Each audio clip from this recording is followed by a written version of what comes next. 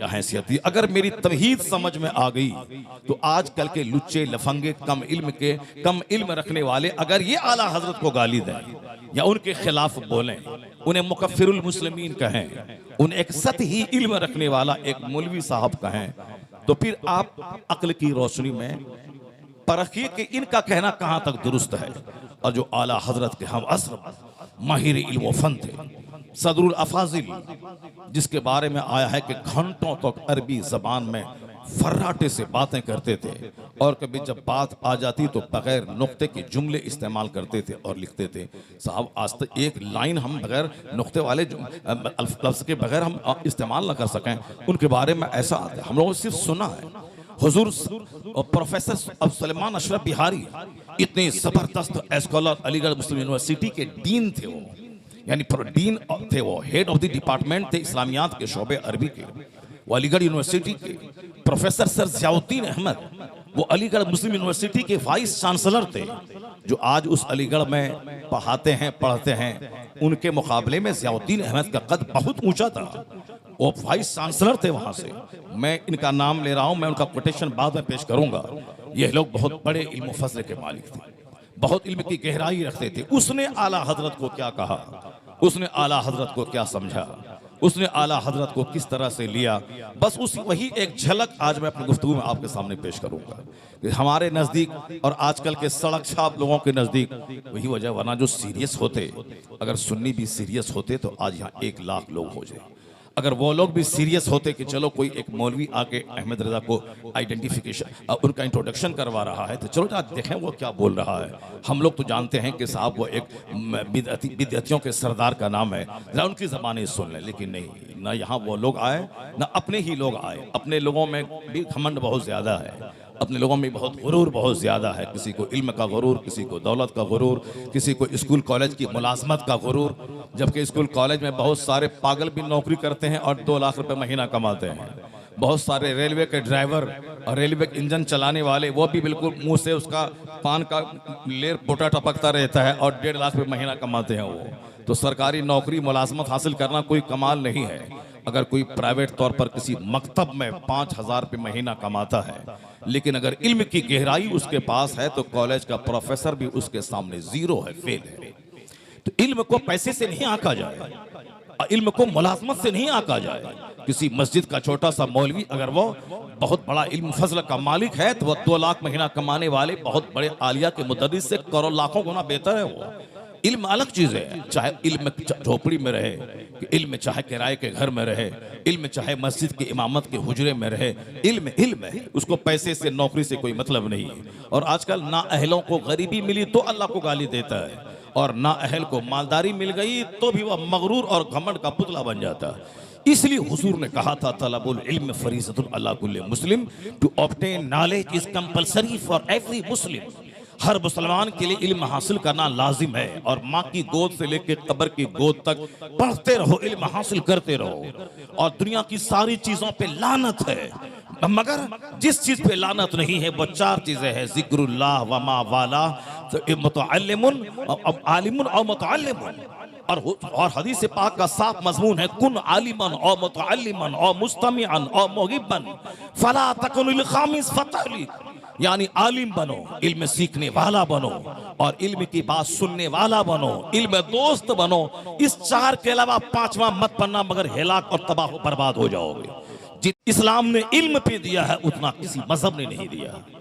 इस कुरान शरीफ की आयतों में आप गौर करें, अक्सर आयतों में हर पेज में इल्म की बात, तफक्कुर की बात, तदब्बुर की बात, तवस्सुम की बात, यानी रिसर्च की बात, मेडिटेशन की बात, अंडरस्टैंडिंग की बात, थिंकिंग की बात, पॉन्डरिंग की बात, इन्वेस्टिगेशन की बात। कुरान पाक के सारे औराक भरे हुए हैं। मैंने तो एक चैप्टर पढ़ा, एक चैप्टर में 5 जगहों पे आया है, इन्ना फी ज़ालिका लआयातिल लिलकौमिल मुतफक्किरीन, इन्ना फी ज़ालिका लआयातिल लिलमुतवस्सिमीन, इन्ना फी ज़ालिका लआयातिल लिलआलिमीन, यानी अहले इल्म के लिए इन आयतों में निशानियां हैं, अहले तवस्सुम के लिए इन आयतों में निशानियां हैं, अहले फिक्र के लिए इसमें निशानियां हैं। एक पेज में 4 जगहों पर इस आयत को रिपीटेशन किया गया। कहीं फिक्र वाला, कहीं तवस्सु वाला, कहीं तदब्बुर वाला, ये सब कहा गया। आप पढ़ के कुरान शरीफ देख लें, मेडिटेशन पे, इन्वेस्टिगेशन पे, कंटेम्पलेशन पे, रिसर्च पे, अंडरस्टैंडिंग पे, डीप थिंकिंग पे कितना जोर कुरान ने दिया। अगर आज इल्म पूरी दुनिया में फैल चुका है तो एहसान मजहब इस्लाम का। तो इल्म का नूर एक अलग चीज़ है, इस्लाम ने जोर दिया। अगर इसके इस्लाम के फॉलोवर अगर जाहिल रहे तो ये उनका कसूर है, इस्लाम का कोई कसूर नहीं है। तो आज छोटा इल्म है इसलिए मगरूर हो गए, जबकि कुरान शरीफ ने मजम्मत की है, इन्नल्लाह ला युहिब्बुल मुतकब्बिरीन, अल्लाह मगरूर को दोस्ती नहीं पसंद नहीं करता। हदीस में आया है कि ला यदखुलुल जन्नह मन कान फी क़ल्बिही मिस्काल ज़र्रतिन मिन किब्र, राई के बराबर किसी के सीने में घमंड रहा तो वो जन्नत में नहीं दाखिल होगा, जन्नत में नहीं जाएगा वो, हुजूर ने फरमाया। और हुजूर ने मोहब्बत को फैलाने के लिए कहा था कि मैं तुमसे एक ऐसी बात न कह दूं, ला तदखुलूनुल जन्नत हत्ता तुमिनू, जन्नत नहीं जाओगे जब तक कि मोमिन न हो जाओ, वला तुमिनू हत्ता तहाब्बू, मोमिन नहीं बनोगे जब तक कि आपस में एक दूसरे से मोहब्बत न करो। नफरतों में डूबे हैं, घमंड का पुतला है, मैं हूं, मेरा घर शहर में है, यह देहाती है, मेरा घर पुख्ते का है, इसका घर फूस का है, मैं स्कूल में मास्टर हूं और ये साहब हल चलाने वाला फार्मर है। बस इसी में दो चार किताब पढ़ लिया और मास्टर जी अब 35,000 महीना कमा लेने लगे और दूसरों को सलाम नहीं करना, चूंकि अब ये साहब फार्मर है, कल्टीवेटर है, ये चपरासी है। हुजूर अगर मोमिन है, ईमान का दर्द है तो मुस्तफ़ा की बात गौर से सुने, बुखारी और मुस्लिम दोनों में ये रिवायत दर्ज है। हुजूर ने फरमाया ला तदखुलूनल जन्नत हत्ता तुमिनू वला तुमिनू हत्ता तहाब्बू, you will not enter paradise until you believe. मोमिन जब तक नहीं बनेगा जन्नत नहीं जाएगा, और मोमिन नहीं बनेगा जब तक कि आपस में एक दूसरे से मोहब्बत नहीं करेगा। मोमिन बनने के लिए मोहब्बत जरूरी है। और हुजूर फरमाते हैं अवला अदुल्लुकुम अला शैइन, क्या मैं तुम्हें एक ऐसी बात का पता ना बता दूं कि इज़ा फ़अलतुमूहु तहाब्बतुम, कि तुम अगर उस पर अमल किया तो आपस में मोहब्बत पैदा हो जाएगी। मुस्तफ़ा कहते हैं अफ़शुस सलाम बैनकुम, आपस में सलाम को फैला दो, मोहब्बत पैदा हो जाएगी। ये हुजूर ने इस हदीस पाक में एक नुस्खा बताया, घमंड गुरूर, वरना महफिलों में जहाँ से ईमान का नूर मिलता है, जहाँ जिस महफिल में अल्लाह के नेक बंदों का जिक्र हो तो वहाँ अल्लाह की खुसूसी रहमतें नाजिल होती हैं। आदमी हक और बातिल का कुछ समझने के लिए आदमी के पास 2-4 घंटे का टाइम, क्या वो सारी जिंदगी टाइम लगा दे फिर भी कम है, मगर वह 2 रोटी कमाने के लिए 20 घंटे तक बच्चे पढ़ते हैं, 18 घंटे तक स्टडी करते हैं, नीट निकालने के लिए 15 घंटे तक बच्चे पढ़ते हैं। और जहाँ खरबों साल रहना है और वहाँ के लिए कोई मेहनत नहीं, आधा घंटा का टाइम नहीं, बार बार शाम से रिपीट हो रहा है कि 12:30 बजे महफिल खत्म हो जाएगी, 10 मिनट आगे पीछे, आधा घंटा आगे पीछे, मगर एक टाइम फिक्सेड है कि 12:30 बजे महफिल खत्म हो जाएगी। और इस महफिल के लोग भी, इस मोहल्ले के लोग भी महफिल में नहीं आ रहे हैं, चूंकि ये काम मौलवी लोगों का है, मौलवी लोग कर रहे हैं। आला हजरत फासिल बरेलवी कौन है? मैं सिर्फ 2-4 माहिरीन की निगाहों में उसका जायजा लेता हूं कि आला हजरत कौन है। हुजूर मुहद्दिस सूरती रहमतुल्लाह अलैह, एक बहुत बड़े आलिम रब्बानी का नाम, जिसको पूरी बुखारी शरीफ गेट बाय हार्ट है, यानी बुखारी शरीफ मुकम्मल तौर पर याद। यहाँ तो मिशकात किसी को याद नहीं तो बुखारी शरीफ कैसे याद करे, मगर बुखारी शरीफ में जिसमें कई हज़ार अहादीस हैं, मुकर्ररात को छोड़ दें तो फिर भी 2,500 से 3,000 अहादीस हैं, उन सबों को रट लेना, गेट बाय हार्ट कर लेना। और फिर ये हिंदुस्तान के एक वाहिद आलिम दीन थे जिन्होंने बुखारी शरीफ मुकम्मल तौर पर ज़बानी याद और ज़बानी पढ़ाते थे, और आला हजरत के दोस्तों में से थे, आपके साथियों में से थे। हर जुमेरात के दिन पीलीभीत से बरेली आते थे और एक दिन जुमा का दिन आला हजरत के पास रहते थे, और जुमा की शाम की ट्रेन से या शनिचर की सुबह की ट्रेन से लौट के पीलीभीत जाते थे। आला हजरत के शागिर्द मुरीद भी नहीं थे, वो आला हजरत के शागिर्द भी नहीं थे, बल्कि आला हजरत के हम असर थे, ज़माना एक था। इल्म दोस्त से अल्लाह मुहद्दिस सूरती रहमतुल्लाह अलैह, बहुत बड़े मुहद्दिसीन को मुहद्दिस आज़म हिंद, यानी हुजूर हाशमी मियां और मदनी मियां के वालिद गिरामी हुजूर मुहद्दिस आज़म हिंद, मुहद्दिस आज़म हिंद हिंदुस्तान के सबसे बड़े मुहद्दिस थे।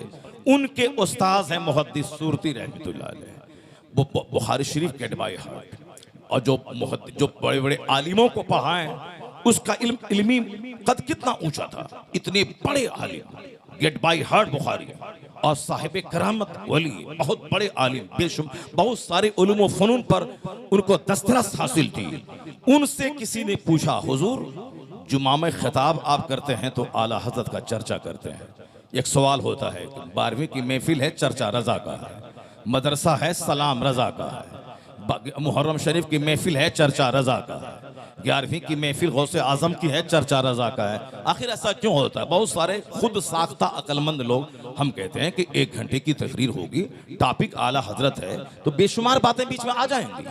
कुरान शरीफ में एक सूरत सूरह बकरा है, बकरा गाय, सिर्फ एक चैप्टर में एक पैराग्राफ में ही गाय का जिक्र हुआ है, सिर्फ एक पैराग्राफ में गाय का जिक्र हुआ है। वो गाय कैसी थी, गाय किन की थी, उन्होंने जंगल में कैसे छोड़ा, उनका बच्चा कैसे हुआ, बनी इसराइल के लोगों ने कैसे कत्ल किया, फिर उसके मूसा अलैहिस्सलाम के पास कैसे गए, उसने कैसे कहा कौन सी गाय ज़बह होगी, फिर वो गाय जंगल में थी, उसके बेटे ने लाया बाजार में ले गया, फिर माँ के पास आया, कैसे उन्होंने ख़रीदा, कैसे उसमें सौदा तय हुआ कि सोना भर करके उसकी चमड़ी में देना है, मूसा अलैहिस्सलाम गारंटर बने, फिर ज़बह किया गया, गोश्त से उस मुर्दे को मारा गया, वो जिंदा हो गया, अब उसको साहब पूरे चमड़ी में भर के सोना दिया गया।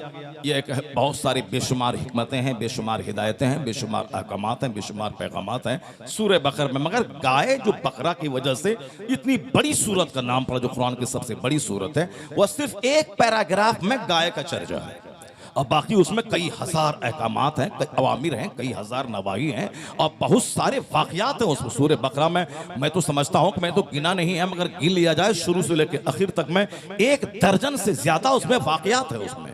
चूंकि सूरह बकरा की तालीमात की रूह यह है कि मरने के बाद अल्लाह जिंदा करेगा और हर सियाह सफेद का हिसाब लेगा।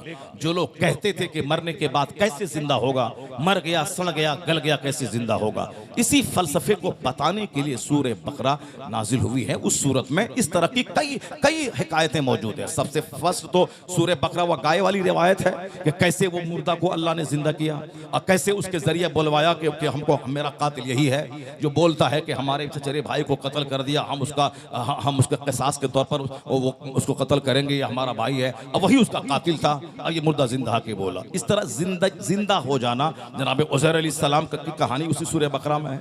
जनाब इब्राहिम अलैहिस्सलाम ने कहा कैफ़ तुहील मौता, ए अल्लाह तू मुर्दा को कैसे जिंदा करेगा।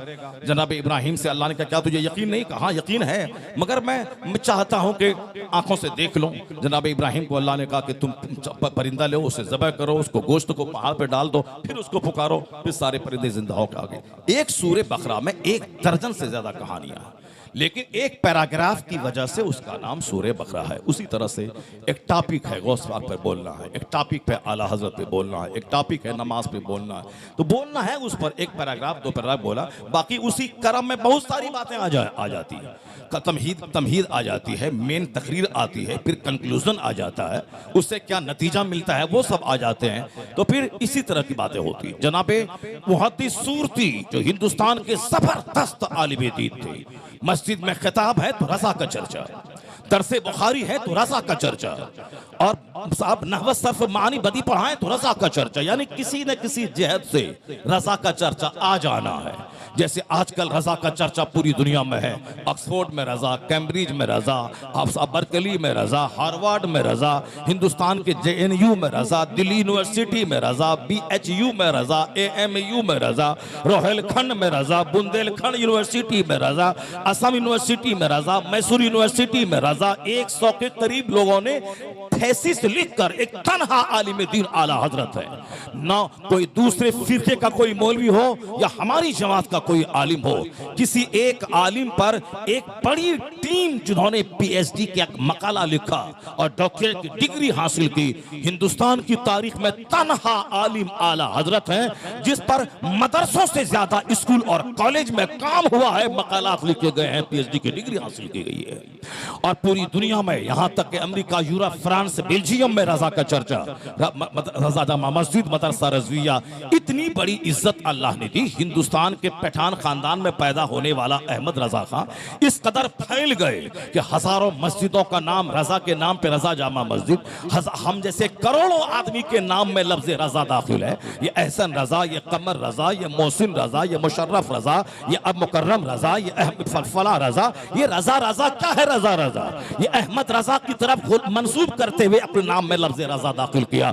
करोड़ों आदमी के नाम में रजा, हजारों मस्जिदों में रजा, हजारों मदरसों में रजा, हजारों तंजीमों में रजा, और सिर्फ इंडिया में नहीं बल्कि अमेरिका से लेके मलेशिया तक रजा रजा। कहने वाला क्या प्यारी बात कह गया कि वादी रजा की कोहे हिमालय रजा का है, जिस समझो देखिए वो इलाका रजा का है, जिस समझो देखिए वो इलाका रजा का है। ये किसी दलाल की दलाली करने से ये इज्जत नहीं मिली है।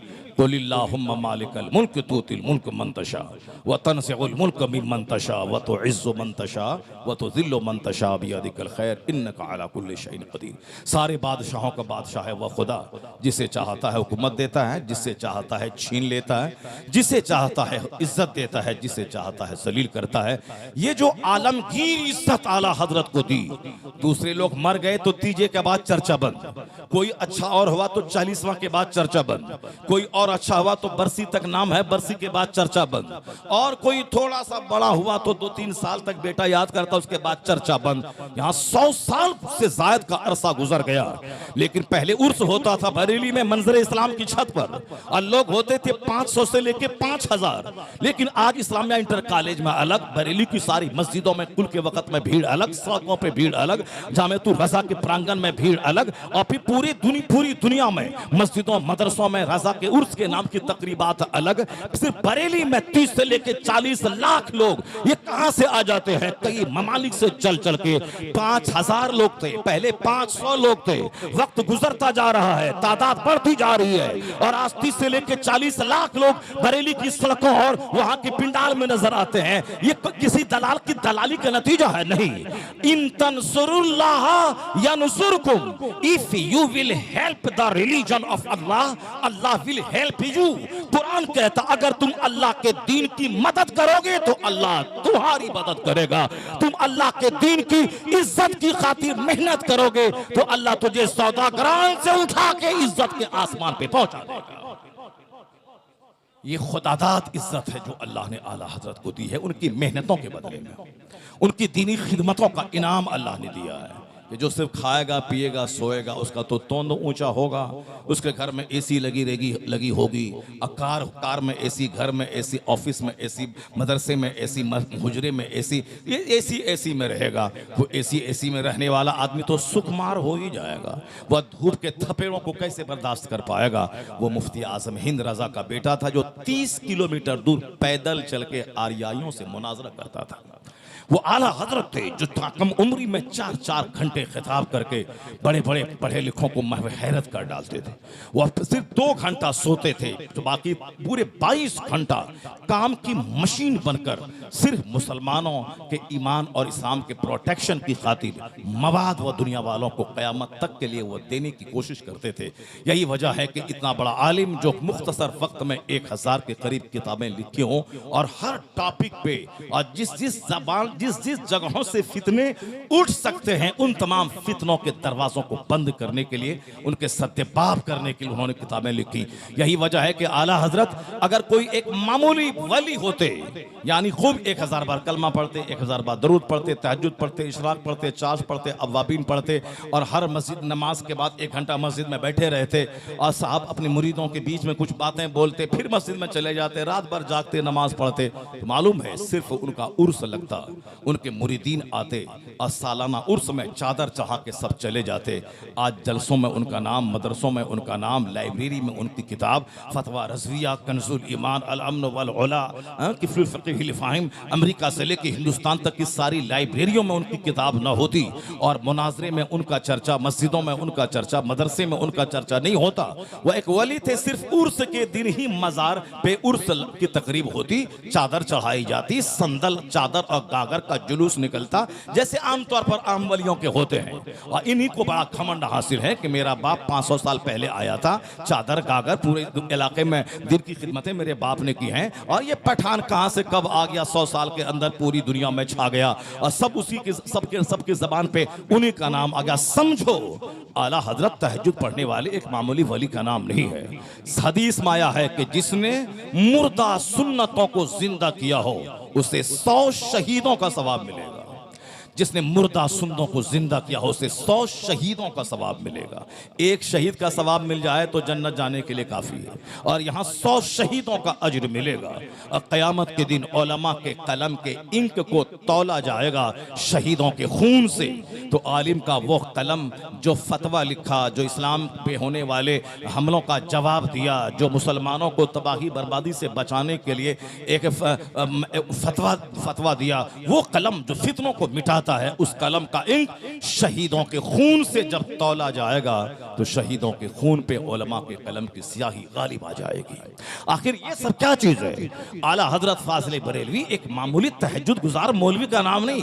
वो तहज्जुद पढ़ते थे, इशराक पढ़ते थे, चाश पढ़ते थे। वो कहते हैं कि अल्लाह ने मुझे उस मकाम पे फाइज किया है कि मैं सिर्फ फर्ज अदा करूं, वाजिब, उसके अलावा मेरे लिए, चूंकि हम मर्जे खलाइक बन गए हैं, पूरी दुनिया से फतवा आला हजरत की जाहिरी जिंदगी ही में आते थे। फतवा अफ्रीका अलग है, दुनिया भर से फतवा आते थे। मुसलमानों का मेला लगा रहता था, बड़े बड़े प्रोफेसर, बड़े बड़े वैज्ञानिक आप बैठे रहते थे। तो उनको मसला ना बता के अपना 1,00,000 बार कलमा शरीफ पढ़ना, इससे बेहतर है कि एक मसला बता दे, मसाइल का हल कर दे, गुत्थी सुलझा दे। एक आलिम के लिए जरूरी नहीं जो मर्जे खलाइक बन जाए, जो हमेशा जिसके जो पब्लिक की जरूरत बन जाए। वो अगर सुन्नत मुअक्कदा भी नहीं पढ़े तो चलेगा, सुन्नत गैर मुअक्कदा तो आम आदमी भी, आम मुसलमान भी नहीं पढ़ते हैं तो कोई गुनाह नहीं है। जैसे असर में 4 का सुन्नत गैर मुअक्कदा हम लोग आदतन नहीं पढ़ते हैं, रमजान के दिनों में पढ़ते हैं, चूंकि रमजान में नफल का सवाब फर्ज के बराबर हो जाता है। लेकिन कोई ऐब की बात नहीं, चूंकि वो गैर जरूरी है, जो कभी पढ़ लिया कभी नहीं पढ़ा। मगर आला हजरत तो वो गैर जरूरी सुन्नत भी पाबंदी से पढ़ते थे,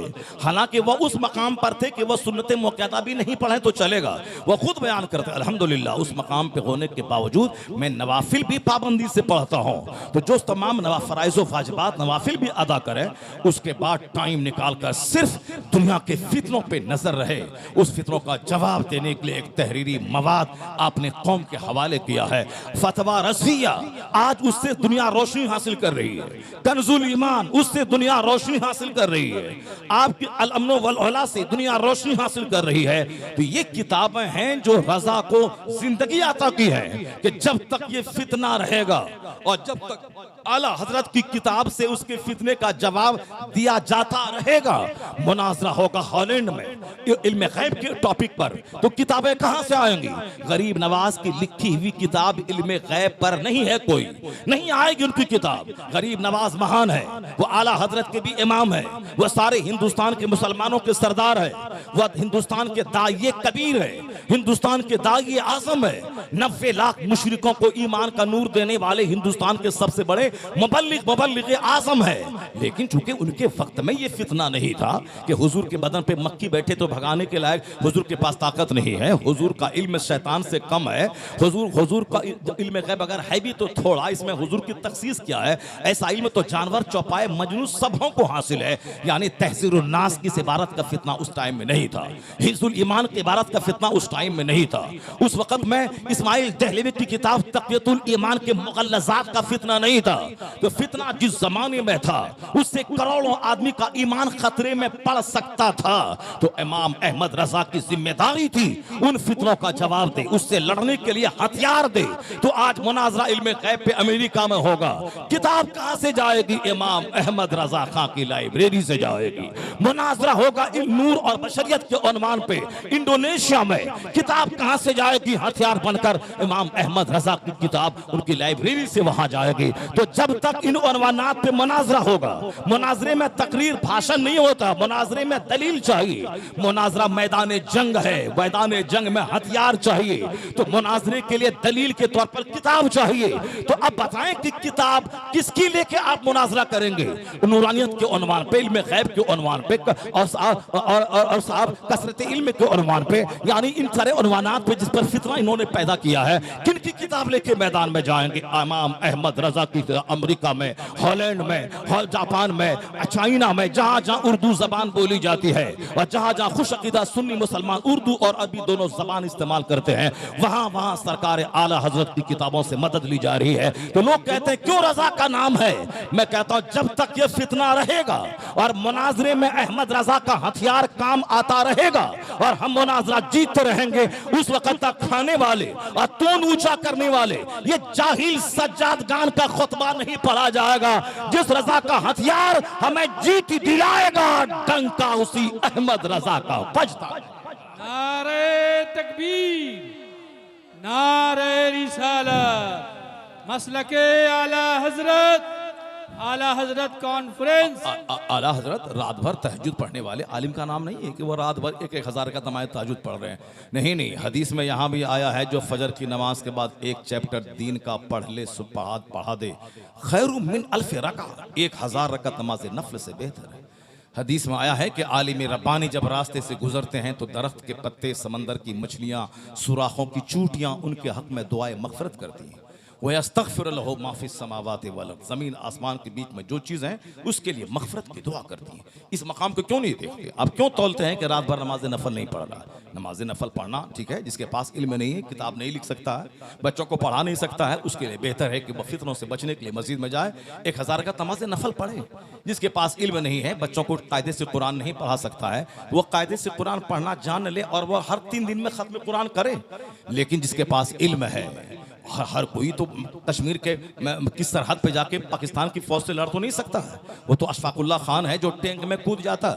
वो साहब जिसके पास लड़ने की ताकत है, क्षमता है, वो जाए सरहद पे लड़े, मुल्क की हिफाजत करे। और जिसके पास ताकत नहीं है, जो कमजोर है, कोड़ी है, कामचोर है, बुज़दिल है, वो अपने घर में बैठा रहे। अगर इसको हम भेज दें पाकिस्तान के सरहद पे तो साहब पूरे हिंदुस्तान की नाक कटवा के रख देगा। तो सरहद पे सब नहीं जाता है, सरहद पे पलवान जाता है, सरहद पे ताकतवर जाता है, सरहद पे जिसका सीना चौड़ा है वो जाता है। जो गोली की आवाज सुन के मर जाए वो कमजोर नहीं जाता। जो गोली की आंखों में आंखें डाल के बात करने का हुनर रखता हो वो सरहद पे जाता है। तो सारे लोग मुजद्दिद नहीं बनते, सारे लोग मुज्तहिद नहीं बनते, सारे लोग अरबी जबान में और तमाम फनून में महारत नहीं रखते। वो तो करोड़ों में कोई होता है जिसको अल्लाह खुसूसी फजल के साथ मुसलमानों का एक दाई कबीर बना देता है। उन्हीं बड़े दाइयों में से एक नाम इमाम अहमद रजा खां फाज़िल बरेलवी का है। दूसरा 1,000 रकात नमाज पढ़े, अहमद रजा सिर्फ एक फतवा दे दे। आला हजरत का एक फतवा उनकी 1,000 रकात नमाज नफल भी भारी है। 1,000 रकात, कोई करोड़ों रकात सजदा करे, मगर हुसैन आजम के गले में जो तीर आया, वो तीर से जो खून का फवारा छूटा, वो खून का फवारा छूटना, हुसैन के बेमान अली अकबर की लाश का सामने तड़पना, उनके दूध पीते अली असगर के गले में तीर का जाना, ये इतना बड़ा मकाम है कि कल क़यामत के दिन जब हुसैन जन्नत की तरफ सफर करेंगे तो उस वक्त में बहुत बड़े बड़े साहिबान और जुब्बा दस्तार, हजारों हजार रकात नमाज नफल पढ़ने वाले वह सब रहेंगे। नफल पढ़ना एसी में बैठ के आसान है, सरहद पे जाके चटियल मैदान में जहां आसमान आग बरसाता हो, जमीन आग उगलती हो, जहां तलवारों और नेजों और तीरों और अनियों की छांव में सजदा करना ये खरबों में किसी किसी का काम है। तो यहाँ एसी में सजदा करना मस्जिद में और है, और मैदान जंग में तीर चला के तीर खा के इस्लाम बचाना और है। तो हुसैन आजम को जब मर्तबा मिलेगा तो जिसने माला पहना, तकरीर की माला पहना, तकरीर की लिफाफ लिया, तकरीर की माला पहना, बच्चों को दरसे बुखारी दिया, माला पहना, ये माला पहनने वाला उस मकाम को कहां पहुंचेगा जो उखली में सर रख करके चारों तरफ से समाट के वार को संभाल वो खेलता हो। तो जो हक बोला तो तमाचा खाया, जो सच बोला, जो बोला कि काली पट्टी को हुसैन से क्या मतलब है, ताजियादारी को हुसैन से क्या मतलब है, और साहब ये नाचने गाने कूदने डीजे बिंजू कोई हुसैन से क्या मतलब है। हुसैन तो शरीयत बचाने के लिए सारा कुंबा लुटा दिया और हुसैन के नाम पे जहालत की जा रही है, और किसी ने 2 तमाचा उसको मार दिया, इमामत से निकाल दिया। तो 100 साल तक एसी में रह के बुखारी पढ़ा के नजराने लेना और गुलाब का माला पहनना और है, और हक बोल के तमाचा खाना और है। जब हुसैन खून में लथपथ जन्नत की तरफ जाएंगे और ये 2 तमाचा हक बोलने के बाद खाया और 1,000 गालियां सुनी, अगर ये हुसैन से कह दिया मौला आपने तो सारा कुंबा लुटाया है, हक बोला कुंबा लुट गया, और मैं भी हक बोला हूं 2 तमाचा खाया हूं, अगर हुसैन ने मुस्कुरा के देख लिया और इशारा कर दिया कि तू भी आ जाओ इस कारवां में, तू अभी हक की खातिर तमाचा खाया है, गालियां सुनी है, तेरी गर्दन कटी है, हाथ कटा है, तो 80 बरस का नफल सजदा एक तरफ, 2 तमाचा हक के नाम पे खाना एक। एक तरफ उसे क्या खबर कि जो आराम से बैठे और खाएं पिए, वो क्या जाने कि गर्दन कटाने का मजा क्या होता है, तीर खाने का मजा क्या होता है, खून बहाने का मजा क्या होता है। वो तो शहीद ही हैं जो जन्नत में जाने के बाद कहते हैं कि इलाही तेरी जन्नत में वो लुत्फ कहाँ है जो तेरे नाम पे गर्दन कटाने में मजा है, मुझे भेज दे दोबारा ताकि जिंदगी मिले, फिर मैं जंग करूं, फिर मैं कटूं, फिर मैं कटूं, फिर मैं जिंदा हो जाऊं, इसी तरह कटता रहो तेरे नाम पे। उसमें जो मजा है ये आशिकी का मजा है, जो जो जो जो कटने में जिसको लुत्फ मिलता। आला हजरत मुज्तहिद थे, आला हजरत मुजद्दिद थे, उनको गालियां दी गई, उनको मारने की धमकियां दी गई, मुगल्लज़ात से भरे हुए खतूत उनको लिखे गए, मुकफ्फिरुल मुस्लिमीन का इल्जाम उन पर लगा। जो जो जो आशिक रसूल थे, जो वली कामिल थे, जो अपने जमाने के कुतुबुल इरशाद थे, जो अपने अहद के कुतुबे वक्त थे, कुतुबुल इरशाद थे, नाइबे गौसे आजम थे, जो इमाम इश्क और अमल और इल्म की दुनिया के बाताज बादशाह थे, हजारों हजारों लाखों उलमा जिनके आज भी गुलाम हैं, जो सारे लोग हजरत हैं और वो आला हजरत हैं, इल्म फन का इमाम उसको मानते हैं। उस अहमद रजा को गालियां दी गई, उनको मारने की धमकियां दी गई, उनको कोर्ट कचहरी में आने पर मजबूर करने के लिए साजिशें रची गई।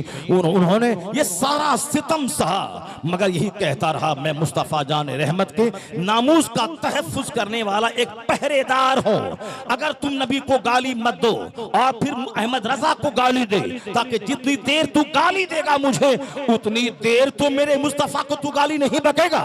मुस्तफा जान रहमत के नामूस का तहफ्फुज करने वाला ये मुहाफिज था इमाम अहमद रजा खां। वो कहते थे मैं गौसे पाक का कुत्ता हूं, मैं एक सिपाही हूं, मैं एक मुजाहिद हूं, तमाम हमलों को ढाल बना के सीने पे रोकता हूं और हुजूर की इज्जत पे हमला करने वालों का करारा जवाब देता हूं। वो रजा के नेज़े की मार है कि अदू के सीने में गार है, किसे चारा जोई का वार है कि ये वार वार से पार है, तो दूसरा तलवार से जिहाद करता है। अहमद रजा ने कलम की तलवार से जिहाद किया, इसलिए जब तक ये फितना रहेगा उस वक्त तक रजा का नाम रहेगा, जब तक फतवा रजिया रहेगा उस वक्त तक रजा का नाम रहेगा, जब तक कंजुल ईमान रहेगा उस वक्त तक रजा का नाम रहेगा, जब तक मुनाजरों में रजा की किताबों से जंग जीती जाएगी उस वक्त तक रजा का नाम रहेगा। तो वह लोग चिढ़े नहीं, वह लोग खाएं पिए आराम से रहें। अहमद रजा का मकाम बहुत बड़ा है, तो तू भी फतवा रजिया लिख ताकि तेरे बाप दादा का भी नाम ऊंचा हो। अहमद रजा की किताब से सारी दुनिया फायदा उठाती जा रही है। तो यहाँ तीजा चारम बरसी किया, 105 साल हो गए विसाल के, हर साल उनकी अजमत का सूरज खत्ते निस्फ़ नहार पे जगमगाता चला जा रहा है कि वादी रजा की कोहे हिमाला रजा का है, जिस समत देखिए वो इलाका रजा का है। अल्लाह हज़रत की खिदमतों इन तंसुरुल्लाह यंसुरकुम, अगर तुम अल्लाह के दीन की मदद करोगे तो अल्लाह तुम्हारी मदद करेगा। जो अल्लाह के दीन की मदद करता है अल्लाह उसके नाम को ऊंचा कर देता है। इमाम हुसैन ने सारा कुंबा लुटा दिया, मगर आज हुसैन ही जिंदा है, हुसैन ही हर जबान पे है, हुसैन ही हर महफिल में है, हुसैन ही है, क्योंकि जो सब्र करता है वही कौम का इमाम बन जाता है। कौम की क़यादत के लिए सब्र ज़रूरी है, कौम की इमामत के लिए सब्र ज़रूरी है। ऐसा नहीं कि मस्जिद में नमाज पढ़ा रहे हैं, कोई आके बोला है मौलवी साहब मेरे यहाँ फातिहा नहीं पढ़ा, कल निकाल देंगे। अब अल्लाह का मुल्क है, बहुत वसी है, कहीं भी हम रोजी हासिल करेंगे। कौन फटीचर क्लास वाले की गाली सुन के इस मस्जिद में रहेगा? ये भागा तो सारी जिंदगी भागता रहेगा, कभी यहाँ 2 महीना यहाँ, 1 महीना वहाँ, 4 महीना वहाँ। और जो सब्र करेगा, जो गाली दिया था उनको वही पांव चूम के कहेगा कि मैंने गाली दी थी, आप भागे नहीं, आप यहाँ रहे, आपकी वजह से मैं नमाजी बन गया, अल्लाह आपको सलामत रखे कि आपकी वजह से मैं नमाजी बन गया। यानी एक वक्त ऐसा आएगा कि जो गाली दिया था वही पांव चूमेगा, वही पेशानी को बोसा देगा। तो उजलत पसंदी में जगह छोड़ने से इज्जत नहीं मिलती है, बल्कि सब्र करने से इज्जत मिलती है। वजअलना मिनहुम अइम्मतन यहदूना बिअमरिना लम्मा सबर, अल्लाह कहता है हमने उसे इमाम बना दिया जब उसने सब्र किया। तो हुसैन के सब्र ने उसे इमाम बना दिया, तो जुल्म मर गया, सब्र आज भी जिंदा है। क़त्ल हुसैन असल में मर्ग यजीद है, इस्लाम जिंदा होता है हर करबला के बाद। सब्र सब्र सब्र सब्र सब्र से जिंदगी मिलती है, जुल्म मर जाता है, सब्र जिंदा रहता है। आला हजरत ने बहुत सब्र किया है, आला हजरत आज भी सब्र कर रहे हैं। चूंकि आज भी सुन्नी कहलाने वाले कुछ लोग कहते हैं कितना बहुत बड़ा इल्म नहीं था उनके पास, बहुत बड़ा नहीं था, ये तो चंद मौलवियों ने बढ़ा चढ़ा करके उनको ऊंचा कर दिया है। ये चंद मौलवियों ने तकरीर कर करके, पहले इतना नाम नहीं था, ये चंद मौलवियों ने उनको बढ़ा चढ़ा के पेश किया। सुनो, मुहद्दिस सूरती रज़ी अल्लाह ताला, बहुत बड़े वली, बहुत बड़े मुहद्दिस, बहुत बड़े आलिम, उनसे पूछिए जो आला हजरत की मोहब्बत में हर हफ्ते बरेली आते थे और आला हजरत रज़ी अल्लाह ताला अन्हु से बेपनाह मोहब्बत थी। उनसे किसी ने कहा कि हुजूर, जुमा के खुतबे में रज़ा का नाम, दरस बुखारी में रज़ा का नाम, सफ़र जो करते हैं अपने शागिर्दों के मुरीदों के दरमियान रज़ा का चर्चा, ये हमेशा रज़ा रज़ा रज़ा। किन से? मुझसे नहीं पूछा गया। किन से? जो बुखारी शरीफ के हाफिज थे, किन से? जो मुहद्दिस आज़म के उस्ताद थे, किन से? जो हिंदुस्तान के अपने अहद के ज़बरदस्त आलिम दीन थे। जब उनसे ये सवाल हुआ कि हर वक्त रज़ा रज़ा रज़ा रज़ा, हुजूर तकरीर में रज़ा, दरसगाह में रज़ा, सफ़र में रज़ा और रज़ा की मोहब्बत में पीलीभीत से उस ज़माने में एक ही ट्रेन चलती थी, उससे सफ़र करके बरेली। मुहद्दिस सूरती का जवाब सुनिए, मुहद्दिस सूरती का जवाब सुनिए, फिर उसके बाद समझिए कि आला हजरत को अल्लाह ने कितना बड़ा मकाम दिया था, कितना बड़ा इल्म फजल उनके पास था और किस शख्सियत के मालिक आला हजरत हैं। ये आजकल के लुच्चे लफंगे छोट ही इल्म रखने वाले, ये क्या जाने आला हजरत किसका नाम है। ये नमक खाएं, रोटी खाएं और जिसका नमक खाते हैं उसका गुण गाएं। चाहे कोई भी मियाँ हो, इलाहाबाद के मियाँ हो कि कोई दिल्ली के मियाँ हो, कोई मियाँ हो, मियाँ उसको 20,000 महीना देते हैं और ये मौलवी साहब अब टेलीविज़न और वीडियो पे आकर के डिबेट करके आला हजरत के फतवे को गलत साबित करके साहब वो अपने बड़ा बनना चाहें। 25 साल से तो खूब मेहनत तो हो ही रही है, मगर अपने 1.5 ईंट की मस्जिद तामीर करने वाला कौन तुझे जानता है हिंदुस्तान में। बस कहीं गए, चुपके चूठी काटी और चले आए। तुम्हें मालूम है 50 साल तक मेहनत कर उतने मुरीद नहीं होंगे, मगर अहमद रजा का पोता अख्तर रजा वह जहां जाता था, ये जहां 50 साल की मेहनत, एक तरफ 1 घंटे की हाजिरी में 1-1 लाख लोग उनके हाथों पे तौबा करके मुरीद हो जाते थे। और आज उस अख्तर रजा का बेटा असजद रजा है। अभी 15-20 दिन पहले मैं बेलगाम कर्नाटक में गया था। साहब जो 25 साल तक मेहनत करें उतने लोग मुरीद ना हो, जो एक घंटे के अंदर में इतने लोग उनके हाथ में मुरीद हो। इसका मतलब है कि अल्लाह तबारक व तआला एक खानवादे को इज्जत देगा जो खानदान दीन के लिए अपने आप को डेडिकेट कर देगा। चाहे 1000 उसकी दुश्मनी करे, मगर एक गिरोह हमेशा जिहाद करता रहेगा, लड़ता रहेगा, यहां तक कि इसका आखिरी गिरोह दज्जाल से जिहाद करेगा। तो जिहाद कभी बंद नहीं होगा, हर दौर में जिहाद होगा। तो जिस वक्त सारे हिंदुस्तान के बिके हुए मुफ्ती कहते थे कि ये संकट की घड़ी है, नसबंदी को हलाल कर दिया जाए, उसका एक मुजाहिद का गिरोह था। आला हजरत का बेटा 91 साला मुफ्ती आजम हिंद कहा कि नहीं, ये अहमद रजा की गद्दी है, यहाँ फतवा बदला और बेचा नहीं जाता है, कुरान हदीस के मुताबिक फतवा दिया जाता है, फतवा नहीं बदला जाएगा। नसबंदी हराम है, हराम है, हराम रहेगी, चाहे हुकूमत बदल जाए, अहमद रजा के बेटे का फतवा नहीं बदलेगा। दुनिया ने देखा हुकूमत बदल गई मगर फतवा आज तक बरकरार है। तो उसको डर नहीं था कि मुझे जेल में डाल दिया जाएगा, मुझे कैद कर लिया जाएगा। चाहे जेल में डालो, कैद करो, गर्दन पे छुरी चलाओ, एक गिरोह रहेगा हमेशा जिहाद करने वाला जो हक की हिमायत करता रहेगा, यहां तक कि इसका आखिरी दस्ता दज्जाल से जिहाद करेगा। जिहाद होता रहेगा। जरा आंखें उठा के देख ले कौन जिहाद कर रहा है हिंदुस्तान में, कौन है जो कलम से जिहाद कर रहा है, कौन से जो हमेशा हक बोल रहा है, कौन है जो मसालिहत को सामने अंदर आने नहीं देता है। हक के सामने मसलिहत क्या चीज़ है, हम हमेशा हक बोलता रहता है। एक सिर्फ खानवादे आला हजरत है जो आज 150 साल से उस खानदान से हक की आवाज़ बुलंद होती है। और आज भी चंद साल पहले जब बोला था कि जन गण मन ये फलां चिला बोलना पड़ेगा, उसी ताजुश शरिया का बेटा था, कहा नहीं गाएंगे हम हिंदुस्तानी हैं, हिंदुस्तान जर्रे जर्रे से हमको प्यार है, मगर तेरा थोपा हुआ गाना नहीं गाएंगे। हम देशभक्त, हम देश प्रेम के हुब्बुल वतनी के दूसरे नगमात गाएंगे। और हमारे हिंदुस्तान के कानून ने बहुत सारे प्रावधान उसमें किए हैं, मैं फला गाऊंगा मगर तुम्हारा थोपा हुआ गन मन नहीं गाऊंगा। तो एक ललकार दी, यहां तक कि कोर्ट वाले ने उनके फेवर में फैसला दिया। या चाहा था कि जेल आ जाए, मगर नहीं, आला हजरत को भी लोगों ने चाहा था कि कचहरी आ जाए, मगर वो कचहरी नहीं आए। हक बोलने वाला बोलता बोलता रहेगा, चाहे कचहरी जाए, जेल जाए, जहां जाए गर्दन पे तलवार चले। यहां 72 जख्म नेजों के तलवारों के खाने के बाद हुसैन ने कहा, हाथ नहीं दूंगा, चाहे तू तारी एनर्जी झोंक दे, सारी सल्तनत की ताकत झोंक दे। यजीद ने सारी ताकत झोंक दी, मगर हुसैन का हाथ नहीं ले पाया। हुसैन 72 जख्म नेजों के खा के जहां जहां आफरी के हवाले कर दी। जर्रा जर्रा पुकार उठा, यजीद पूरी ताकत निचोड़ कर हुसैन का हाथ नहीं ले सका, और हुसैन सारी मुसीबतें सहकर अपना हाथ बचा के चला गया। यजीद हार गया, हुसैन जीत गया। यजीद का मकसद पूरा न हुआ, हुसैन का मकसद पूरा हो गया। इस रात से वाकिफ है जमाने वाले कि जिंदा है मोहम्मद के घराने वाले, मिट गए मिटते हैं मिट जाएंगे, आखिर शब्बीर तेरा नाम मिटाने वाले। वह नजरियाती जंग कौन जीता?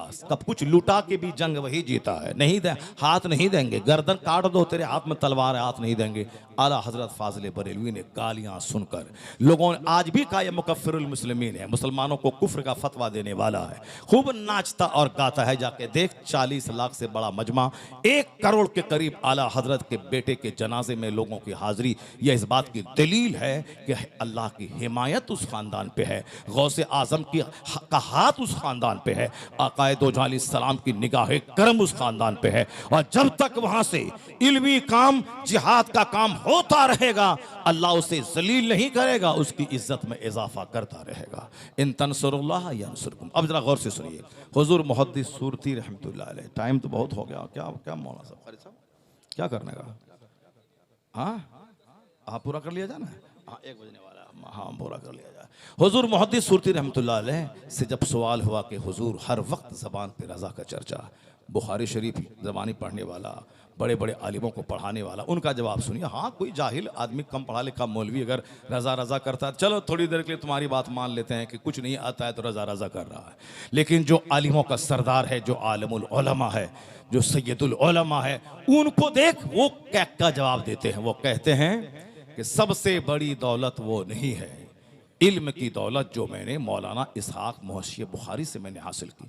सबसे बड़ी दौलत वह दर्स बुखारी नहीं है जो मैंने उनसे हासिल की। सबसे बड़ी दौलत वो बैअत नहीं है जो मैंने अल्लामा फजल रहमान गंज मुरादाबादी से मैंने हासिल की।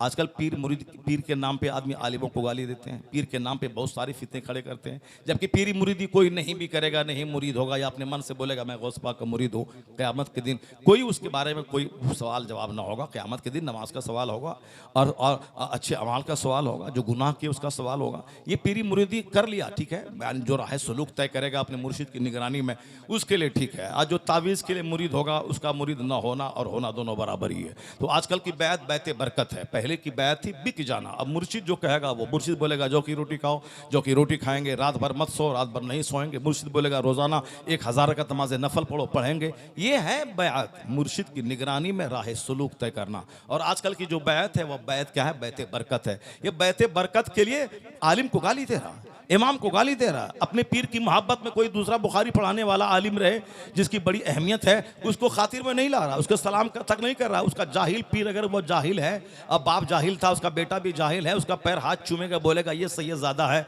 ये आले रसूल है। आले रसूल है तो क्या मतलब? आले रसूल दाढ़ी मुंडेगा, हम उसके पीछे नमाज पढ़ लेंगे? आले रसूल दाढ़ी के बाल कतरवाएगा, हम नमाज पढ़ लेंगे? आले रसूल है, हकीकत में आले रसूल है। मैं हाथ चूमूंगा, पैर चूमूंगा, पेशानी चूमूंगा। लेकिन अगर कोई आले रसूल कुरान सही नहीं पढ़ता है, अब बोलेगा हम आले रसूल हैं, मुझको मुसल्ले इमामत पे जाने दे, तो हम उनका हाथ चूम के बोलेंगे कि हुजूर आप उस मुसल्ले के लायक आप नहीं हैं। आपके नाना जान की शरीयत में है कि फासिक इमाम नहीं बनेगा, तो जो कुरान सही नहीं पढ़ता वो इमाम नहीं बनेगा। आप पीछे रहिए और आपका जो मुरीद गुलाम है, जो कुरान कायदे से पढ़ता है, वो इमाम बनेगा। चाहे वो मंसूरी हो, अंसारी हो, नदाफ हो, जोला हो, वो अगर आलिम है और तारी और फासिक में नहीं है, वो मुत्तकी है, तो इमामत वो करेगा, आपका वो हाथ चूम लेगा। खून का एहतराम अपनी जगह है, मगर इमामत तो वही करेगा जिसके सीने में इल्म की रोशनी होगी। ये है इस्लाम, ये है इस्लाम, ये है सुन्नियत। यहाँ आंख बंद करके आलिमों को साइड करके यहाँ किसी का हाथ चूमा नहीं जाता है। हाथ चूमना और है, इल्म की दौलत और है, दीन की खिदमत और है। तो हम आले रसूल हैं, हम सैयद हैं, ये पठान है, तो ये सब बातें जहालत वाली बातें मत कीजिए। हुजूर ने कहा ला तफाखुर बिल अंसाब, नसब पे घमंड और फख्र मत कर। हुजूर ने मना किया। अल्लाह ने कहा है, अल्लाह ने फरमाया कुरान पाक में, इन्ना अकरमकुम इंदल्लाहि अतकाकुम, तुम में सबसे ज्यादा इज्जत वाला वह है जो सबसे ज्यादा अल्लाह से डरने वाला है। और हुजूर ने साफ लफ्जों में कहा, और जो आखिरी हज के मौके पर खुतबा हुजूर ने दिया, ला फज़ल लिअरबिय्यिन अला अजमी वला लिअजमिय्यिन अला अरबी वला लिअबयद अला अस्वद वला लिअस्वद अला अबयद इल्ला बित्तक़वा, there will be no any superiority for a white man over a black man, for an Arab over a non Arab. Islam has come, इस्लाम आ चुका है। अब किसी अरबी को अजमी पर, अजमी को अरबी पर कोई फौकियत सुपीरियरिटी नहीं। अब वही इज्जत वाला होगा जो जितना ज्यादा अल्लाह से डरने वाला होगा। यह है इस्लाम, जो जितना ज्यादा अल्लाह से डरेगा वो सम्मान पाएगा। लेकिन चूंकि आखिर ज़माने में गुस्सा ज़्यादा होगा, घमंड ज़्यादा होगा, इसीलिए कोई इलाके पे घमंड करेगा, कोई शहर पे घमंड करेगा, कोई ख़ानदान पे घमंड करेगा। वो घमंड करता रहे, अल्लाह है, अल्लाह ही का कानून सबसे बड़ा है, अल्लाह ही का कानून हावी रहता है। ये सारे मिल के रजा को कान ही कहा। पठान कहा किताब लिखने से क्या होता है, 1000 किताब लिखने से क्या होता है, मगर सबकी बोली चलेगी रत्ती की टोकरी में इज्जत रजा के हिस्से में है कि आज सारी दुनिया में रजा का खुतबा पढ़ा जाता है, रजा का सलाम, रजा का कलाम, रजा का फतवा, रजा की तहरीर आज हावी है। तमाम मदरसों में, लाइब्रेरियों में, यूनिवर्सिटीज की जीनत बनी हुई है। इन तंसुरुल्लाह यंसुरकुम, अल्लाह के दीन की जो मदद करेगा अल्लाह उसकी मदद करेगा। मुहद्दिस सूरती कहते हैं बैअत सबसे बड़ी दौलत नहीं है जो अल्लामा फजल रहमान गंज मुरादाबादी से मिली है। यह बैअत सबसे बड़ी दौलत नहीं है। और जिस बैअत के चलते नाअहल आलिमों से टकराते हैं और आलिमों की तौहीन करते हैं, इल्म दीन की तौहीन हराम है और पास नुक्ते नजर से आलिमों की तौहीन को कुफ्र लिखा गया है। अब साहब ये पीरी मुरीदी के नाम पे आलिमों से टकराएं, जबकि मुहद्दिस सूरती हिंदुस्तान का सबसे बड़ा मुहद्दिस आजम का उस्ताद कहते हैं सबसे बड़ी दौलत वह बैअत नहीं है जो अल्लामा फजल रहमान से मिली है। सबसे बड़ी नेमत वह बुखारी का इल्म नहीं है, दरस बुखारी नहीं है जो मुझे मौलाना इसहाक मुंशी बुखारी से मिली है। सबसे बड़ी दौलत ईमान और इश्क़ रिसालत है जो इमाम अहमद रजा खां से मुझको मिली है। सबसे बड़ी दौलत वो कहते हैं मुझको मदीने वाले सरकार के कदमों में डालने वाले, मदीने वाले का इश्क रग रग में बसाने वाले, मदीने वाले की मोहब्बत का जुनून दिमाग में चढ़ाने वाले और हर वक्त मुस्तफ़ा की मोहब्बत में सरशार रहने वाले। अगर मैं बना हूं तो जिसने पैगाम दिया है जान है इश्क मुस्तफ़ा, रोज फजू करे खुदा, जिसको हो दर्द का मजा ना से दवा उठाए क्यों, जिसने कहा था अल्लाह की सरताब कदम शान है ये, इंसान ही इंसान, वो इंसान है ये। कुरान तो ईमान बताता है इन्हें, ईमान ये कहता है मेरी जान है ये। जान ईमान है मुस्तफ़ा, कंज़े ईमान है मुस्तफ़ा, रूह ईमान है मुस्तफ़ा, असले ईमान है मुस्तफ़ा। तो मुस्तफ़ा की मोहब्बत रग रग में बसाने वाला अहमद रजा खां है। तो जो सबसे बड़ी दौलत जिससे मिली तो अखलाक का तकाजा है कि हर महफिल में उनका चर्चा हो। जो मोहसिन का चर्चा करता है वह शुक्रगुजारों के फहरिस्त में उसका नाम लिखा जाता है।